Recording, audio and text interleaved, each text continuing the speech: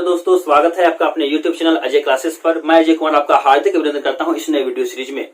दोस्तों, एक लंबे समय के बाद मैं आपके लिए एक नया वीडियो का सीरीज लेकर आया हूं, जिसमें कि हम लोग एक नए विषय के तौर पर जो है पॉलिटी, इकोनॉमिक्स और साइंस के बारे में पढ़ने वाले हैं। इससे पहले ज्योग्राफी और हिस्ट्री से रिलेटेड कई सारे वीडियो मैंने अपलोड किया था, जिसे आप लोगों ने काफी ज्यादा पसंद भी किया और बहुत सारे मित्रों का जो है मेरे पास कमेंट और मैसेज भी आया, जिसमें पॉलिटी और इकोनॉमिक्स रिलेटेड वीडियो अपलोड करने के लिए कहा गया था। तो दोस्तों, इस नए वीडियो सीरीज में हम पॉलिटी, इकोनॉमिक्स और साइंस के बारे में पढ़ने वाले हैं और इससे संबंधित जितने भी प्रश्न एग्जाम में पूछे जाते हैं वो सारे हम लोग समझने का प्रयास करेंगे। तो दोस्तों, इस नए वीडियो सीरीज में जो हम शुरुआत करने वाले हैं वह पॉलिटी सब्जेक्ट से, यानी कि राज व्यवस्था विषय से शुरुआत करने वाले हैं और एकदम बेसिक लेवल से स्टार्ट करेंगे और हाई लेवल तक पहुंचेंगे, ताकि हमारी सभी प्रतियोगी परीक्षा में यह काम आ जाए। तो दोस्तों, शुरुआत करते हैं आज का हम वीडियो पॉलिटी सब्जेक्ट यानी राज व्यवस्था विषय से, और हम जानने का प्रयास करेंगे कि आखिर यह राज व्यवस्था है क्या। तो दोस्तों, अब शुरुआत करते हैं आज पॉलिटी यानी राज व्यवस्था की पहली क्लास, जो कि एकदम बेसिक लेवल से होगी और हम एकदम हाई लेवल तक जाने वाले हैं, यानी कि सभी प्रतियोगी परीक्षा की तैयारी जो है आपकी यहाँ पर हो जाएगी। तो दोस्तों, आपके सामने जो है कुछ शब्द लिखे हुए हैं जिनसे आप पहले परिचित भी होंगे, जिनके बारे में आपने सुना होगा, कुछ न कुछ आप इसके बारे में जानते होंगे। तो आज यह 4 शब्द के बारे में पहले हम जानेंगे, इन 4 वर्ड्स के बारे में पहले हम जानने का प्रयास करेंगे और हम जानेंगे कि आखिर पॉलिटी है क्या, राज व्यवस्था है क्या और हम क्या पढ़ते हैं या हमें क्या पढ़ना होता है। दोस्तों, हम बात करते हैं, जो पहला हमारा वर्ड है वो है पॉलिटी यानी कि राज व्यवस्था। पॉलिटी यानी राज व्यवस्था। दूसरा जो वर्ड है यह है पॉलिटिकल साइंस यानी कि राजनीतिक विज्ञान। पॉलिटिकल साइंस यानी कि राजनीतिक विज्ञान। तीसरा है पॉलिटिक्स यानी कि राजनीति और चौथा है कॉन्स्टिट्यूशन यानी कि संविधान। तो हम इन 4 शब्द के बारे में, 4 वर्ड के बारे में जो है पहले समझने वाले हैं कि ये होता क्या है और इनमें से क्या क्या हमें पढ़ना है, एग्जाम में क्या क्या पूछे जाते हैं और इनसे रिलेटेड कौन सी ऐसी महत्वपूर्ण बातें हैं जो कि हमें याद रखनी है। तो दोस्तों, अगर हम इन 4 वर्ड में इन 3 वर्ड को देखें, पॉलिटी, पॉलिटिकल साइंस और पॉलिटिक्स, तो यहाँ पर जो कॉमन हमारे पास आ रहा है वह कॉमन वर्ड की अगर हम बात करेंगे तो वह वर्ड है पॉली। यहाँ जो कॉमन आ रहा है इन तीनों में वह क्या है? पोली, पोली और पोली, यानी कि यह एक कॉमन वर्ड है। इसे हम पोलिस भी कर सकते हैं, इसे हम पोलिस भी कर सकते हैं। और अब हम जानते हैं कि आखिर यह पोलिस, यह वर्ड जो पोलिस है इसका मतलब क्या है। इस पोलिस वर्ड को अगर हम समझने का प्रयास करेंगे, इसका अर्थ जो होता है वो है शहर राज्य। इनका अर्थ हम क्या कह सकते हैं? शहर राज्य या नगर राज्य। इसे हम शहर राज्य या नगर राज्य कह सकते हैं। तो अब जो बातें आती है वो है राज्य, कि आखिर राज्य का मतलब क्या है, राज्य का मीनिंग क्या होता है, राज्य की परिभाषा क्या होती है या राज्य से हम क्या समझते हैं। अगर हमें राज व्यवस्था पढ़ना है, राजनीतिक विज्ञान पढ़ना है या राजनीति को पढ़ना है या संविधान को जानना है, तो सबसे पहले जो हमें जानना होगा वो है शब्द राज्य, यानी कि हमें राज्य को समझना होगा कि यह राज्य होते क्या है। तो दोस्तों, कई सारे विद्वानों ने राज्य के बारे में कई सारी परिभाषा देने का प्रयास किया, कई सारी जानकारियों को दिया, लेकिन कोई भी परिभाषा जो है इतना सफल नहीं हो पाया कि उनको एक निश्चित किया जाए, यानी कोई निश्चित परिभाषा राज्य की मिल नहीं पा रही थी। तो इसके बाद हम बात करते हैं कि आखिर यह राज्य की परिभाषा आखिर कुछ तो कुछ निकली होगी, कुछ न कुछ तो राज्य का परिभाषा के रूप में हम जानते होंगे। तो वह क्या जानते हैं और कहां से निकला, हम उनके बारे में जानते हैं। तो दोस्तों, हम बात करते हैं 1933 की। हम बात करते हैं 1933 की। इस समय एक कन्वेंशन हुआ था जिसका नाम था मोंटेविडियो कन्वेंशन। मोंटेविडियो convention, मोंटेविडियो convention. यह मोंटेविडियो कन्वेंशन जो है यह कहां पर हुआ था? तो यह मोंटेविडियो शहर में हुआ था। मोंटेविडियो शहर में हुआ था और यह मोंटेविडियो शहर कहां पर है? तो यह उरुग्वे। आपने एक देश का नाम सुना होगा जिसका नाम है उरुग्वे। यह उरुग्वे की राजधानी है। यह उरुग्वे कहाँ है? तो यह साउथ अमेरिका यानी दक्षिण अमेरिका महादेश में है। तो दोस्तों, दक्षिण अमेरिका महादेश में एक देश है जिसका नाम है उरुग्वे और इसकी ही राजधानी है मोंटेविडियो। और यहीं पर एक मोंटेविडियो कन्वेंशन हुआ था। कब? तो 1933 यानी कि 1933 में। और यहाँ पर कई सारे बुद्धिजीवी लोग आए थे, कई सारे विद्वान आए थे और यहाँ पर राज्य की परिभाषा को स्पष्ट करने का प्रयास किया गया था। तो यहीं से राज्य की एक परिभाषा निकल कर आई कि आखिर राज्य होगा क्या। तो कई सारे विद्वानों ने इस पर विचार किया और इन्होंने कहा कि राज्य होगा क्या? तो राज्य वो होगा जहां पर 4 तत्व होंगे, जहां पर 4 तत्व होंगे और वह 4 तत्व क्या है उन्हें हम देख लेते हैं। तो राज्य क्या होगा, तो राज्य वह होंगे जहां पर 4 तत्व होंगे और वह 4 तत्व क्या क्या है तो उनके बारे में हम जान लेते हैं। तो पहला जो तत्व होगा वह होगा भूभाग। पहला तत्व क्या होगा, भूभाग, जिसे हम एरिया कह सकते हैं, जिसे हम एरिया कह सकते हैं, जिसे हम क्षेत्रफल भी कह सकते हैं। तो पहला तत्व हो गया भूभाग, जिसे हम एरिया या क्षेत्रफल भी कह सकते हैं। तो ये दूसरे तत्व के बारे में अगर हम बात करें तो ये है जनसंख्या। दूसरा तत्व क्या होगा, तो दूसरा तत्व होगा जनसंख्या, और जनसंख्या को हम पॉपुलेशन कह सकते हैं, जनसंख्या को हम पॉपुलेशन कह सकते हैं। और आप सभी इन चीजों से परिचित होंगे कि अगर हम बात करें कि हमारे जो ये कंट्री है, जो देश है, जो राज्य है, यानी कोई भी अगर क्षेत्र होगा तो वहां पर जो हमारी शुरुआत हुई, जो आज हम देख रहे हैं बहुत सारी पॉपुलेशन है, बहुत सारी जनसंख्या है, इसकी शुरुआत जब भी हुई होगी तो ऐसा तो नहीं है कि एक साथ में कई सारी जनसंख्या जो है एक साथ उत्पन्न हो गया होगा। जनसंख्या तो धीरे धीरे ही बढ़ी होगी, ठीक है। कहीं पर हो सकता है शुरुआत लेवल से स्टार्ट हुआ हो जनसंख्या का, ठीक है। तो 4 तत्व की जो मैं बात कर रहा हूं वो 4 तत्व क्या है, तो पहला तो है भूभाग यानी एरिया, दूसरा जो हम बात करें वो जनसंख्या यानी पॉपुलेशन, और अगर हम तीसरे तत्व की बात करें तो यह तीसरा तत्व क्या होगा, तो वो होगा सरकार। तीसरा तत्व क्या होगा, तो वो होगा सरकार। और चौथे तत्व की हम बात करेंगे तो ये है संप्रभुता। चौथे तत्व की बात करें तो ये है संप्रभुता, यानी कि 1933 में 1933 में जो मॉन्टेविडियो कन्वेंशन हुआ, यहाँ पर राज्य की परिभाषा दी गई और राज्य की परिभाषा में कहा गया कि राज्य हम उन्हें कहेंगे जहां पर 4 तत्व होंगे, और वह 4 तत्व क्या है, तो भूभाग है यानी एरिया है, जनसंख्या यानी पॉपुलेशन है, और सरकार यानी गवर्नमेंट है, और अगला यानी संप्रभुता। यानी ये 4 तत्व, यह 4 तत्व जो है जहां पर रहेंगे और उन्हें को हम क्या कहेंगे, तो राज्य कहेंगे। तो दोस्तों इनमें भूभाग से आप परिचित होंगे। भूभाग का मतलब होता है कि भूमि का कोई भी टुकड़ा, भूमि का कोई भी क्षेत्र या कोई भी क्षेत्रफल। जनसंख्या से आप परिचित हैं कि जनसंख्या में से जन की संख्या यानी लोगों की संख्या जहां निवास करती है। इसके बाद सरकार यानी जो इन जनसंख्या पर जो शासन करती है सरकार, हम उनकी बात कर रहे हैं कि वो सरकार का होना भी जरूरी है। लेकिन चौथा शब्द जो संप्रभुता है, शायद आप इनको नहीं जानते होंगे या फिर आप जानते भी होंगे। तो हम बात कर लेते हैं संप्रभुता की, कि संप्रभुता हम कहेंगे किसे। तो अगर हम संप्रभुता की परिभाषा की बात करें तो इसका मतलब होता है कि वैसा देश, वैसा राज्य, यानी जिसका आंतरिक एवं बाह्य निर्णय, वैसा देश जिसके पास अपना आंतरिक एवं बाह्य निर्णय लेने की स्वतंत्रता हो, वैसे देश को हम क्या कहेंगे, तो वैसे देश को हम संप्रभु देश कहेंगे। अगर हम भारत की बात करें, अमेरिका की बात करें, तो ये सारे क्या है, संप्रभु देश है, यानी अपना आंतरिक एवं बाह्य निर्णय जो है ये स्वयं लेते हैं। लेकिन अगर हम बात करें आज से पहले की, यानी कि अगर हम बात करते हैं कुछ 100-200 वर्ष पहले की, अगर हमारा देश उस समय गुलाम था तो क्या हमारे देश में संप्रभुता थी, क्या हमारा देश संप्रभु देश था, तो नहीं। उस समय हमारा देश क्या था, संप्रभु देश नहीं था।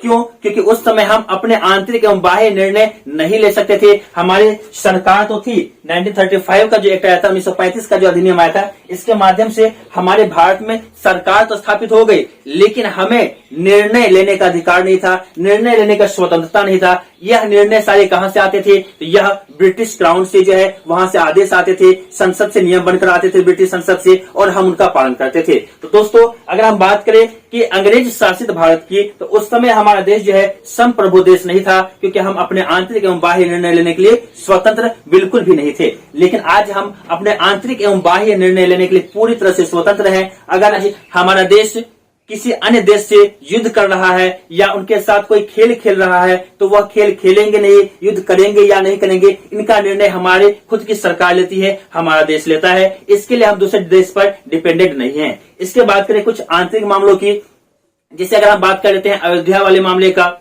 जैसे हम बात कर लेते हैं 3 तलाक मामले का, या अन्य किसी भी मामले का, जम्मू कश्मीर के मामले का, तो इन किसी भी मामलों के लिए हमें किसी देश पर निर्भर नहीं रहना पड़ा। इनका निर्णय हमारे देश ने, हमारे सुप्रीम कोर्ट ने स्वयं लिया।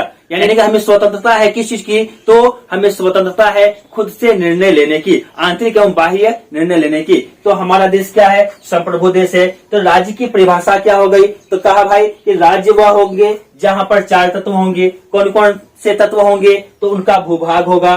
तो हम अगर अपनी भारत भूमि की बात करें तो क्या हमारे पास भूभाग है, बिल्कुल हमारे पास भूभाग है। अगर हम बात करें जनसंख्या की, तो क्या हमारे पास जनसंख्या है, बिल्कुल हमारे पास एक विशाल जनसंख्या है। तीसरी बात करें सरकार की, तो क्या हमारे पास सरकार है, बिल्कुल हमारे पास सरकार है, हमारे पास राज्य सरकार है, हमारे पास केंद्रीय सरकार है। इसके बाद हम बात करें संप्रभुता की, तो हाँ हमारे पास अब संप्रभुता भी है, यानी हमारा देश अब संप्रभु देश भी है।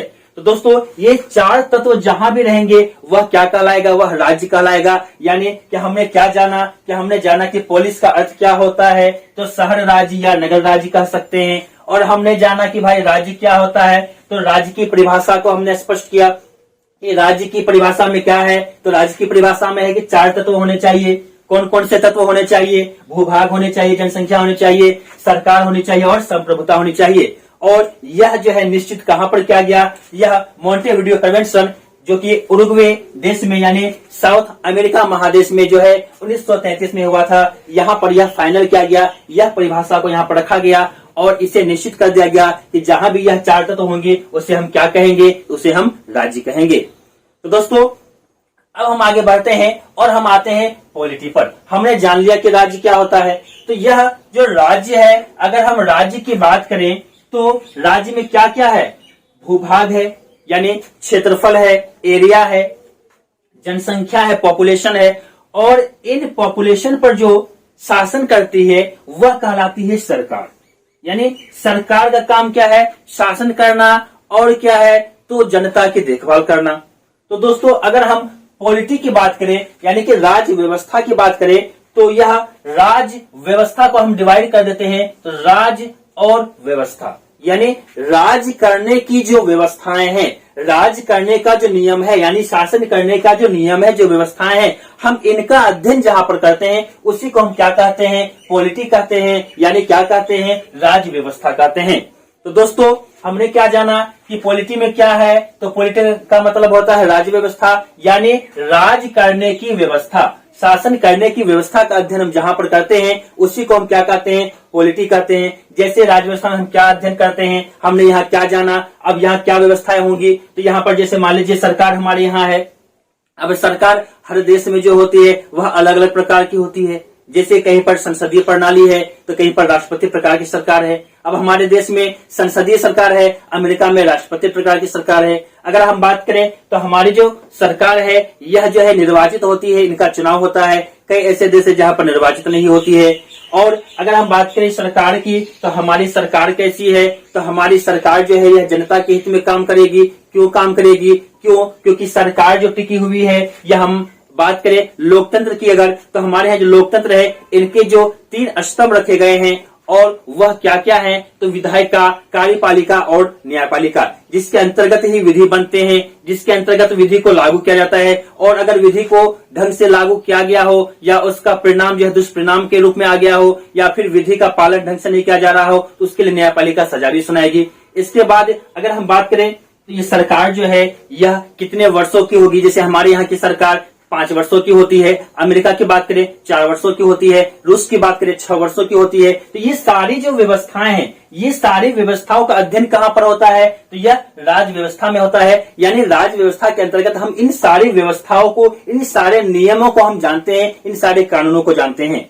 और अगर हम बात करें पॉलिटिकल साइंस की, तो पॉलिटिकल साइंस का मतलब क्या, विज्ञान। यानी विज्ञान में क्या, विशेष ज्ञान, जहां पर रिसर्च हो, जहां पर अच्छी खासी जानकारी इकट्ठा की जाए। तो अगर हम बात करें पॉलिटिकल साइंस की, तो यह जो राज्य करने की व्यवस्था है, इनके बारे में जहां अध्ययन किया जाता है, इनके बारे में जहां पढ़ाया जाता है, इनके बारे में जहां लिखा होता है, उसे हम क्या कहते हैं, पॉलिटिकल साइंस कहते हैं। यानी राज्य करने की व्यवस्था, राज्य व्यवस्था के बारे में जहां अध्ययन किया जाता है, जहां पढ़ा या पढ़ाया जाता है, उसे हम क्या कहते हैं, राजनीति विज्ञान कहते हैं। यहाँ पर रिसर्च किए जाते हैं, यहाँ पर देखा जाता है कौन सी व्यवस्था हमारे लिए अच्छी है, कौन सी व्यवस्था हमारे लिए खराब है। इन सभी का अध्ययन कहाँ करते हैं, राजनीति विज्ञान में करते हैं। तो हमने जाना क्या, राज्य व्यवस्था, हमने जाना क्या, राजनीति विज्ञान।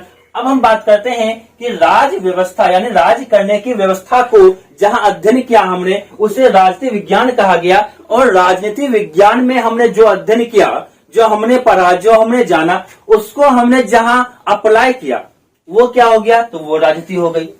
अब जैसे हम जानते हैं कि हमारी जो आज गवर्नमेंट है, नरेंद्र मोदी की सरकार है, नरेंद्र मोदी की सरकार चुनी गई। कैसे चुनी गई, तो यह निर्वाचित होकर गए। तो यह जो निर्वाचित होकर गए, यह कहां से अप्लाई हुआ, तो यह राजनीति विज्ञान से अप्लाई हुआ। और हम इनमें नरेंद्र मोदी की सरकार की अगर हम बात करें तो ये क्या हो गया, तो यह राजनीति हो गई। यानी राज्य व्यवस्था हम पढ़ेंगे, राज्य व्यवस्था का जहां हम अध्ययन करेंगे वह राजनीति विज्ञान होगा। और जो हम पढ़ेंगे राजनीति विज्ञान में, जो हम समझेंगे उसको जहां हम अप्लाई करेंगे उसे हम क्या कहेंगे, उसे हम राजनीति कहेंगे, यानी इसे हम क्या कहेंगे, पॉलिटिक्स कहेंगे। दोस्तों इसके बाद हमारे पास जो चौथा वर्ड है वह है कॉन्स्टिट्यूशन का, यानी कि संविधान का। तो अब हम बात करते हैं अगर हम संविधान की, तो संविधान क्या है। तो यह संविधान जो है यह एक पुस्तक है। संविधान क्या है, तो संविधान एक पुस्तक है, यानी एक किताब है, यह एक पुस्तक है। यह कैसी पुस्तक है, तो यह कानूनी पुस्तक है, यह एक कानूनी किताब है। और इसमें क्या है, तो इसमें नियम एवं कानून है। इसमें क्या है, नियम एवं कानून है, यानी हम लोगों ने जो पढ़ा, जो समझा कि राजनीति क्या होती है, राजनीति विज्ञान क्या होती है, राज्य व्यवस्था क्या होती है, इसको पढ़ने के बाद जो हमने कुछ नियम बनाए, जो कुछ कानून बनाए, जो हमारे संविधान निर्माता आए और उन्होंने कुछ नियम बना दिए, कुछ कानून बना दिए कि हमारे देश की जो व्यवस्थाएं होंगी वह किस प्रकार से चलेगी, हमारे देश की जो व्यवस्थाएं होगी वह कैसी होगी, संसदीय होगी या राष्ट्रपति प्रकार की सरकार होगी, किस प्रकार से चलेगी सरकार, और एकात्मक होगी या द्विसदात्मक होगी, या किस प्रकार की सरकार चलेगी। इन सभी के बारे में, इन सभी का नियम एवं कानून को जो लिखा गया वह एक पुस्तक में लिखा गया। और इसी पुस्तक को हम क्या कहते हैं, इसी पुस्तक को हम संविधान कहते हैं, इसी पुस्तक को हम कॉन्स्टिट्यूशन कहते हैं। और हमारा देश जो आज चल रहा है वह किससे चल रहा है, इसी कॉन्स्टिट्यूशन यानी संविधान से चल रहा है। और इसमें क्या लिखा गया है, तो इसमें देश के शासन को चलाने के लिए नियम और कानून को लिखा गया है, ताकि देश के जो भी शासक होंगे वह भी जो है अपनी मनमानी नहीं कर सके, वह अपने मनमर्जी से कोई काम नहीं कर सके, उनको भी जो है कुछ बाध्यताओं का पालन करना पड़ता है। वो भी नियम कानून का पालन करते हुए ही किसी नियम को लागू करवाएंगे या कोई नया काम करेंगे। तो दोस्तों ये चार शब्द पॉलिटिकल साइंस, पॉलिटिक्स और कॉन्स्टिट्यूशन, उम्मीद है कि आपने इन चारों शब्दों को समझ लिया होगा, जो कि एक बेसिक चीजें हैं। अब हम बात करते हैं संविधान की, अगर तो इसमें कुछ हम यह भी जान लेते हैं कि हमारे यहाँ जो संविधान है वह एक लिखित संविधान है, यह तो आपको पता होगा। और हमारे देश का जो संविधान है यह विश्व का सबसे बड़ा संविधान है। तो दोस्तों कभी कभी इससे संबंधित भी कुछ सवाल पूछ लिए जाते हैं, जैसे कि विश्व का सबसे पुराना लिखित संविधान किसका है। तो हम जानते हैं कि विश्व का सबसे पुराना लिखित संविधान की अगर बात करें तो वह अमेरिका का है। विश्व का सबसे छोटा संविधान किसका है, तो वो भी अमेरिका का है, केवल 7 अनुच्छेद हैं। विश्व का सबसे बड़ा संविधान किसका है, तो भारत का है। विश्व का सबसे नया संविधान किसका है, तो नेपाल का है। तो इन सब चीजों को भी, जो बेसिक चीजें हैं, ये आपको याद रखनी है, जो कि एग्जाम्स में पूछे जाते हैं। और संविधान से रिलेटेड कुछ अन्य बातें जो हम अगले टॉपिक में जानेंगे, अगले वीडियो में हम जानेंगे। लेकिन अभी हम बात करते हैं जो इन चार शब्द का हमने प्रयोग किया है, पॉलिटिकल साइंस, पॉलिटिक्स और कॉन्स्टिट्यूशन, और इनके बारे में हमने जो भी बेसिक चीज को जाना, अब थोड़ा इनके बारे में और भी हम जानते हैं। जैसे कि आपने पॉलिटिकल साइंस जाना, तो पॉलिटिकल साइंस यानी राजनीति विज्ञान। अब कोई विषय विज्ञान कब बनता है, तो विज्ञान से पहले वह दर्शन होता है। दर्शन मीन्स क्या, फिलोसफी, यानी कोई भी विषय के बारे में जब हमें विशेष ज्ञान प्राप्त हो जाता है तो ही हम उसे विज्ञान कहते हैं। लेकिन यह विज्ञान बनने से पहले क्या होता है, तो यह एक दर्शन होता है, एक फिलोसफी होता है, जिसमें कि हम जानकारी को इकट्ठा करते हैं, अलग अलग जगहों की, अलग अलग क्षेत्र के बारे में हम जानकारियों को इकट्ठा करते हैं और उनको एक जगह एकत्रित करते हैं। तो हम इन विषयों के बारे में यानी राजनीतिक विज्ञान के बारे में अब हम जानेंगे कि आखिर इनकी शुरुआत की अगर हम बात करें तो यह किस दौर से शुरुआत होती है। और हमारे यहाँ राजनीति की शुरुआत, पॉलिटिक्स की शुरुआत की अगर हम बात करें तो यह चाणक्य के बारे में आपने पढ़ा होगा कि चाणक्य ने सर्वप्रथम एक पुस्तक लिखी थी जिसका नाम था अर्थशास्त्र, जिसमें कि सर्वप्रथम भारत में राजनीति के बारे में लिखा गया था। विषय का जो टॉपिक था उसमें वो था राजनीति शास्त्र, यानी कि राजा किस प्रकार से शासन करेंगे, किस प्रकार से प्रजा की देखभाल करेंगे, क्या बाउंड्रीज लगाएंगे, किस चीजों में छूट देंगे, ये सारी चीजों को लिखा गया था अर्थशास्त्र नामक पुस्तक में। और यह पुस्तक किसके द्वारा लिखी गई थी, चाणक्य के द्वारा। लेकिन हम अभी जानेंगे विश्व के संदर्भ में कि आखिर विश्व के संदर्भ में पॉलिटिक्स की शुरुआत कहां से होती है, पॉलिटिक्स की शुरुआत कहां से होती है, इसके बारे में जो महत्वपूर्ण तथ्य है हम उनको जानने का प्रयास करते हैं। दोस्तों अब हम बात करते हैं राजनीति विज्ञान की। राजनीति विज्ञान यानी विश्व के संदर्भ में हम जानने का प्रयास करेंगे कि इस राजनीति विज्ञान की शुरुआत कहां से होती है। तो दोस्तों मैंने अभी आपसे कहा कि राजनीति की अगर हम बात करेंगे तो राजनीति में आता क्या है, राज्य। और राज्य क्या मीन्स जहां पर 4 कंपोनेंट्स यानी 4 तत्व होंगे। क्या होंगे 4 वो तत्व, तो सबसे पहले मैंने कहा भूभाग होगा यानी कि क्षेत्रफल होगा, इसके बाद जनसंख्या होगी, इसके बाद सरकार होगी, इसके बाद संप्रभुता होगी, तब क्या होगा, कोई भी राज्य कहलाएगा। तो दोस्तों इस राज्य को चलाने के लिए जो व्यवस्था लाई गई थी, इन व्यवस्था का जो अध्ययन किया जाता है, यह कहाँ किया जाता है? तो राजनीति विज्ञान में किया जाता है। अब हम जानेंगे राजनीति विज्ञान की शुरुआत कैसे होती है। तो दोस्तों हम सबसे पहले एक व्यक्ति का नाम जानते हैं जिसका नाम है सुकरात। आपने यह नाम शायद सुना ही होगा कि सुकरात। यह सुकरात कहाँ के रहने वाले थे? तो यह यूनान के रहने वाले थे। सुकरात कहाँ के रहने वाले थे? यूनान के रहने वाले थे। और यह एक ऐसे व्यक्ति में से आते हैं जिन्होंने सर्वप्रथम राजा का विरोध किया था। मैंने अभी आपसे क्या कहा कि राजनीति विज्ञान में क्या हुआ? तो व्यवस्था का अध्ययन होता है, ठीक है। और इस व्यवस्था को लागू करवाता कौन है? इस व्यवस्था का हेड कौन होता है? तो इस व्यवस्था का हेड होता है गवर्नमेंट यानी सरकार। और अगर हम इतिहास की बात करें तो उस समय हेड कौन होता था? तो राजा होता था। और इतिहास में आपने पढ़ा होगा कि जो राजा होते थे वो अपने आप को देव पुत्र कहकर संबोधित करते थे, यानी कि वह एक अपने आप को खुद को मसीहा बता देते थे, यानी देवताओं का दूत बता देते थे और स्वयं को ही वो ईश्वर मानने लगते थे। तो जो राजा होते थे वो अपनी व्यवस्थाओं को लागू करवाते थे, लेकिन कई ऐसे लोग होते थे जो उन व्यवस्थाओं को तो अपना लेते थे, लेकिन कुछ ऐसे लोग होते थे जो उन व्यवस्थाओं के खिलाफ बोलते थे। और कहा जाता है कि जो सुकरात है, इन्होंने सर्वप्रथम जो है यूनान की शासक यानी वहां के राजा के बारे में जो है बोला कि यह जो राजा है वह क्या है? गलत है। यानी कि सुकरात ने सर्वप्रथम वहां पर विरोध किया। और जब यह विरोध किया तो सभी लोग सुनने लगे। अब कोई व्यक्ति आएगा और राजा के बारे में बोलने लगे कि इनकी व्यवस्थाएं अच्छी नहीं है, इनके नियम अच्छे नहीं है, इनके कानून अच्छे नहीं है, तो एक लोगों का जमावड़ा तो होगा ही। और लोगों ने सुकरात की बातों को ध्यान से सुनने लगा। लेकिन एक बात यह थी कि सुकरात जो है यह किसी भी किताब को नहीं लिखे थे। सुकरात ने किसी भी किताब को नहीं लिखा था। क्यों नहीं लिखा था? क्योंकि यह निरक्षर थे, यह पढ़े लिखे नहीं थे। लेकिन यह एक फिलोसफर माने जाते हैं, यानी यह जो बोलते थे वह लोगों पर इतना असर डालता था कि लोग उनकी बातों को सुनने के लिए जमा हो जाते थे। और अगर हम इतिहास की दृष्टि से देखें तो इन्हें इतिहास में जो है एक फिलोसफर की श्रेणी में रखा गया है। यह जो सुकरात थे, यह सुकरात अपने मन के विचारों को, जो इनके मन में विचार आ रहे थे कि राजा कैसा होना चाहिए, उनकी व्यवस्थाएं कैसी होनी चाहिए, तो यह बोल रहे थे। और यह सुकरात की बातों को सुनने वाले बहुत सारे लोग वहां पे जमा हो गए थे। उसी में से एक व्यक्ति था जिनका नाम था प्लेटो। एक व्यक्ति का नाम क्या था? प्लेटो। और प्लेटो जो है सुकरात की बातों को ध्यान पूर्वक सुन रहे थे। और प्लेटो ने जितनी भी बातों को सुना और जितने भी संवाद हुए सुकरात और प्लेटो के मध्य, इनको इन्होंने एक पुस्तक में जो है कंपाइल करना शुरू किया, यानी लिखना शुरू किया। और इस पुस्तक का नाम था द रिपब्लिक। इस पुस्तक का नाम क्या था? तो द रिपब्लिक। तो दोस्तों कई बार पूछा जाता है एग्जाम्स में कि द रिपब्लिक बुक को किसने लिखा है? तो याद रखिएगा, द रिपब्लिक बुक को किसने लिखा? प्लेटो ने लिखा है, ठीक है। तो सुकरात ने जो भी अपने मन के विचारों को, यानी जो भी राज व्यवस्था के बारे में बताया कि राजा की व्यवस्था कैसी होनी चाहिए, शासन व्यवस्था कैसी होनी चाहिए, इनको प्लेटो ने ध्यान पूर्वक सुना और इनको एक पुस्तक में, किताब में लिख दिया जिसका नाम था द रिपब्लिक। इसके बाद प्लेटो ने इस किताब को कहा कि भाई हमने जो लिखा है उसको और लोगों तक पहुंचाना है, इस जानकारी को ज्यादा से ज्यादा लोगों तक पहुंचाना है। तो यह कैसे पहुंचाया जाएगा? तो इस जानकारी को अन्य लोगों तक पहुंचाने के लिए इन्होंने एक एकेडमी खोल डाला जिसका नाम था द एकेडमी। इसका नाम था द एकेडमी। यानी इन्होंने, प्लेटो साहब ने एक पुस्तक लिखी जिसका नाम द रिपब्लिक था। और इस द रिपब्लिक पुस्तक की पढ़ाई होने लगी एक एकेडमी में जिसका नाम था द एकेडमी।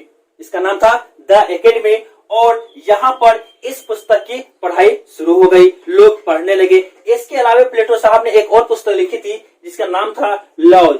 यह दोनों ही पुस्तक का नाम आपको याद रखना है जो कि एग्जाम्स में पूछे जाते हैं। तो प्लेटो ने जो कुछ भी सुकरात से सुना, जाना या अपना जो भी समझा, इसने क्या किया? द रिपब्लिक और लॉज इन दो पुस्तक में लिख दिया। और इनकी पढ़ाई कहाँ होने लगी? द एकेडमी में होने लगी। अब लोग पढ़ने लगे, साक्षर होने लगे और राज्य व्यवस्था के बारे में जानने लगे।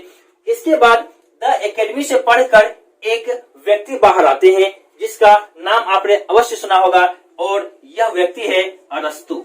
यह व्यक्ति कौन है? तो अरस्तु। यानी यह किसके शिष्य हो गए? तो प्लेटो के शिष्य हो गए। यानी सुकरात का शिष्य कौन? प्लेटो। और प्लेटो का शिष्य कौन? अरस्तु। और अरस्तु ने कहां पर अध्ययन किया था, कहां पर पढ़ा था? तो द एकेडमी में पढ़ा था। और अब यहाँ पर एक वैज्ञानिक बनकर यह उभर कर आए अरस्तु, और इन्होंने एक पुस्तक लिख डाली जिसका नाम था द पॉलिटिक्स। इसका नाम था द पॉलिटिक्स। यानी अब जो है जो अरस्तु हैं यह क्या हो गए, तो पॉलिटिक्स के जनक हो गए, यानी पॉलिटिकल साइंस के जनक हो गए। और अब लोगों ने इन्हें पॉलिटिकल साइंस का जनक कहना शुरू कर दिया। यानी अब जो सुकरात की जो बातें थी इनको प्लेटो ने सुना। प्लेटो को जो भी अपना समझ में आया उसने क्या किया, तो अपने एक पुस्तक द रिपब्लिक और दूसरी पुस्तक लॉज में लिख दिया। और इसके बाद इनकी पढ़ाई कहाँ होने लगी, द एकेडमी में होने लगी। द एकेडमी से पढ़कर एक लड़का बाहर निकला जो कि अब वैज्ञानिक बन गया। यह अच्छा खासा जानकार हो गया और इसका नाम क्या था, अरस्तु। और इसने एक किताब लिखा जिसका नाम क्या था, द पॉलिटिक्स। और चूंकि अब यह राजनीति के बारे में बताने लगा, राजनीति के बारे में जानने लगा, तो लोगों ने इसे राजनीति विज्ञान का जनक कह दिया। इसके बाद एक और व्यक्ति का नाम आपको याद रखना है जो कि अरस्तु के शिष्य बनते हैं, जिसने पूरी दुनिया को लगभग जीत लिया केवल हमारे भारत को छोड़कर। तो यह व्यक्ति कौन है, तो यह है सिकंदर महान, यानी जिसे आप अलेक्जेंडर के नाम से जानते हैं, सिकंदर महान के नाम से जानते हैं। यह व्यक्ति है सिकंदर, यानी सुकरात के शिष्य प्लेटो, प्लेटो के शिष्य अरस्तु, अरस्तु के शिष्य सिकंदर। और सिकंदर ने तो पूरी दुनिया पर ही फतेह पा ली। तो दोस्तों यह अरस्तु जो व्यक्ति हुआ इसने जो एक पुस्तक लिखी द पॉलिटिक्स, अब इसके माध्यम से इसे क्या कहा जाने लगा, तो पॉलिटिकल साइंस का जनक कहा जाने लगा। अब इसमें क्या हुआ, तो अरस्तु ने पॉलिटिक्स यानी राजनीति विज्ञान, अगर हम पॉलिटिकल साइंस की बात करें, राजनीति विज्ञान की बात करें, तो इन्होंने राजनीति विज्ञान के बारे में जो है कुछ नए नए तथ्य दिए और इन्होंने राज्य की परिभाषा दिया। जैसे कि मैंने आपको पहले ही बताया, बहुत सारे विद्वानों ने राज्य की अलग अलग परिभाषा दी। ठीक है, तो इसमें सुकरात मानता था कि राज्य कौन सा अच्छा, तो राज्य वह अच्छा जिनकी व्यवस्थाएं अच्छी, जिनका राजा अच्छा हो। प्लेटो यह मानते थे राज्य कौन सा अच्छा, तो राज्य वह अच्छा जहां का राजा फिलोसफर हो, दार्शनिक हो।